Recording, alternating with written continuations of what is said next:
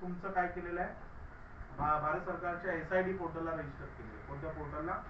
तुम्ही सरकारकडे रजिस्टर आहात, तुमची सगळी माहिती सरकारला पोहोचली, सरकारला हे पोहोचलं की तुमची आजपासून बॅच स्टार्ट होते आणि सरकारने लास्ट डेट सुद्धा ठरवलेली आहे. तर आपण हे बघूया वृषाली, तुला पण त्याच्यात लास्ट डेट आणि परीक्षेची डेट आपण पोर्टलला टाकली.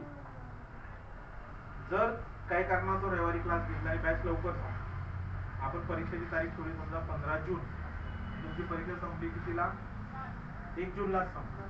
तर 2 जूनला परीक्षा घेता येते का, तिथे एडिटचं ऑप्शन आहे का, तो आपण बघूया. जर नसेल तर मात्र 15 जून पर्यंत थांबावं लागेल.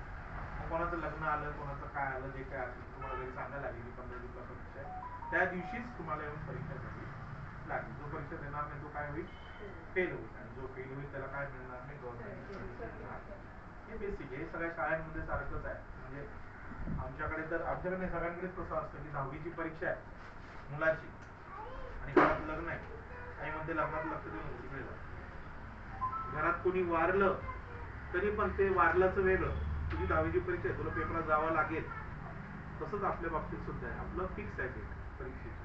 त्यामुळे ही सेंट्रल गव्हर्नमेंटची परीक्षा असल्यामुळे खूप सिरियसली तुम्हाला घेऊन पेपराच्या दिवशी हजर राहणं हाच महत्त्वाचा भाग आहे. बाकी तुम्हाला खूप त्रास देणं हा भाग नाही, कारण मॅडम फॅमिली वातावरणामध्ये तुम्हाला सगळं शिकवणार आहे. खूप चांगलं मॅडमनी क्लास तिकडे चालू आहे मला वाटतं. तो कोणत्या गावाचं नाव काय? बांधणला खूप सुंदर महिलांनी केलेलं आहे. आज मी सकाळी गेलो होतो, तुम्हाला पण चांगल्या पद्धतीने मॅडम शिकवतील. सिलेबस काय शिकवायचा हा मॅडमला माहिती आहे. जास्तीत जास्त तुम्हाला शिकायला मिळेल. 80 दिवस एम्ब्रॉयडरीसाठी खूप होतात. तर आपण सेमिनार्स घेतो ते 15-15 दिवसाचेच घेतो, पण हा भारत सरकारचा क्लास आहे आणि तुम्हाला 2-2 सर्टिफिकेट मिळणार आहे. सेंट्रल गव्हर्नमेंटच्या पोर्टलवरून एक मिळेल आणि जनशिक्षणकडून पण एक मिळेल. 2 सर्टिफिकेट तुम्हाला सेंट्रल गव्हर्नमेंट मिळणार आहे.